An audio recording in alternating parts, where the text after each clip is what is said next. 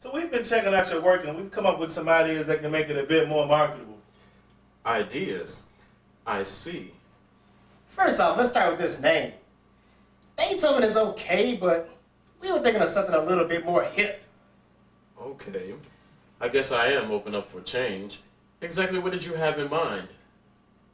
Well, we saw with this last album and concert tour, mainly attracted more of an Ivy League over 40 crowd.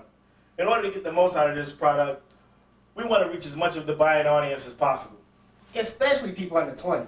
That's who buys the most records. Exactly. And the people under 20 that serve as the driving force behind the record industry are teenage girls. So rather than go with Beethoven, we're going to call you Delicious. Delicious? And how did you come to decide upon this? I don't think there's anything in my makeup that would suggest the name Delicious. I certainly wouldn't call a grown man by the name of Delicious. Well, in the recent focus group, we saw that with the last album, we didn't capitalize off your sex appeal enough. So your answer is to sell the sex appeal of a middle-aged man who is rapidly losing his hearing to teenage girls? I don't think this is what I had in mind when I composed the Ninth Symphony. And that's another thing. These titles. Do you think you can come up with something a little catchier? Our focus group of 3 people produced conclusive, unquestionable findings that the average listener cannot remember titles that require having anything higher than a 5th grade vocabulary. Okay, I'll keep that in mind. Do you have any other suggestions of how I may reach the next level? Well, in previous projects that we've worked on, we found that it's been very successful to flood the album with guest cameos to obscure the deficient talents of the artists that we're trying to persuade consumers to support. But I thought you all respected my musical talent. Why do I need cameos from artists I don't even like to help me improve upon my musical vision? You do respect your music, Beethoven? Delicious. Delicious. Right. Tremendously.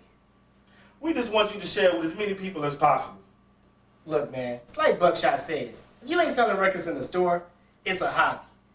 If you want to keep playing for the ivory tower and whatnot, that's cool, you know what I'm saying? But if you want to move units, this is what you got to do, son. Well, I suppose I would like to move units. Weren't $750,000 adjusted the last time? I composed and performed all the music myself, so it didn't cost as much as other works I am familiar with. Isn't $750,000 sufficient in generating a generous revenue? $750,000 is a cute start, but you got to get that platinum if you want to roll with the heavy hitters. Anything less, you're not even taken seriously. Well, I suppose you all do know what you're doing. You certainly have been at this for a long time. Who knows your stuff better than us?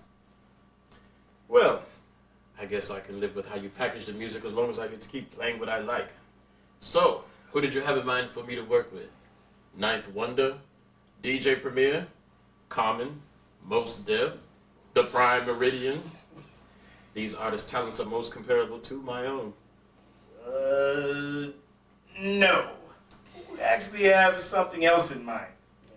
Since we knew that you would approve of the creative changes that we suggested, and since technically we do have complete and total creative control of your work until your 178th album, we've already saved you the hassle of having to pay us for studio time and recorded the first single for your new album, Delicious, Classically Gangsta. We got MC Gusto on the track. We got the Hip Hop Dalmatians flying in from New York to record with you. And for the first single, that is Gangstalicious. And that's better known for its hit single, Thuggin' Love. You got that thuggin' love, thuggin' love, thuggin' love, thuggin' love, got that thuggin' love. Hoo-ha! What's going on, everybody? This is Kareem Muhammad from Illinois, here on Noyzemakers, the talk show of hip-hop, politics, and entertainment. Here again, talking about hip-hop and some of the things that's going on, man, with the music, the culture, and just black music in general, and some of the effects this might have on our community, and how we can maybe educate, some cats, to the different processes work. Joined here by my main man, dog. Tell the people who you are, man, about your crew, man. Y'all been blowing up Chicago for several years. Tell the people all about it. My name is Rob Smoov. You might associate me with Rob Smoov and JD, made in Chicago. South Side based hip hop group. We've been doing this for a few years. A lot of y'all heard of us, many haven't. You know, we've just been out here on the ground, coming with good quality music, you know. Our featured guest today, my man SB, one of my personal favorite MCs, man. It should be one of yours. SB, tell people a little bit about yourself, man. Well, man, I've been doing the thing since like I'd say about '96. Word. Happened to just had the pleasure of meeting Bushwickville at Word. a family get together. We're not related or anything like that. For sure. We happened to just be at the hotel the day before that weekend, and in my family, man, we're a real open family. We party. We always have to get up and entertain. You know what I mean? At any type of family function. So. Basically, he heard me freestyle on the mic, pulled my uncle aside. He was just like, yo, this kid got the skills to make meals. Does he have a demo? This, that, and the other. That's dope, man. My uncle being a businessman, he was like, I don't know about all of that. But, if what you're saying is true, I'll help you get started. Right. So he helped me do my first demo. Tight. And since then, I've just been hitting it hard ever since. Tight, man. That's tight. Joining us today is two producer extraordinaires. You probably hear some of these dope tracks, coming here in the background. Introduce yourself to Chicagoland. What's up, world? Yeah, what's good? I'm DJ Thunder. And I'm Ty Hill. We go by Productionix, P-R-O-D-U-K, Product. That's what we go by for sure, or probably PX. You know what I'm saying? Yeah, Product. For sure. So how long y'all been doing y'all thing, man? How long y'all been producing? Well, we hooked up probably like 2 years ago. But I've been producing probably since like 93, 92. I'm here with my guy Abe Leon. Man, tell the people what's going on here tonight, dog, and introduce your camp out here. All right. Well, we have the Nation album release party. It's called Right Out of Nowhere. The album's available now. Mainly kind of a guerrilla thing, so we're gonna be out in the streets selling them to you.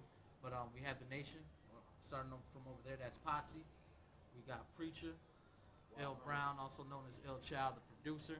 We got DC, the MC Poet Extreme. We got KM Squared right here. It's Maine, Mike, Kenny. Then we got Judah, the lyrical rev, straight from Rockford, doing the solo thing and producing. So got a lot of good stuff coming up for y'all tonight. Okay, word. So all these people performing tonight, where we at, man? Where we at tonight? Well, we're in Blue Island. We're at this joint called Tommy's Place on 122nd and Western. Blue Island. It's a really good joint. Fits about like 300 to 400 people. We've done a show here before. It's a really good time in here, so we get this place cracking. So. Okay, word. No doubt. How long y'all been doing y'all thing, man, as a camp? Well, the Nation in total, we've been doing it for 8 years, but like since everybody's been kind of away, like people went to college and things like that, me included. So we've been on and off for 8 years, but Ill Child's been recording as a solo artist. Preacher's been doing a solo thing and everything. KM Squared, they've been doing their thing for about 7 years, something like that. Okay, word. They were running things over at Ball State, and then we got Judah. He's been doing his thing since the solo. It's been damn near a decade, right? So like he's been producing tracks like either for himself or like for others, getting everybody involved. So like we got a lot of experience on this team, man. So Actually, I started off as a rapper, and I found it to be more lucrative and easier to be, to go into production and producing. Now, why you say more lucrative?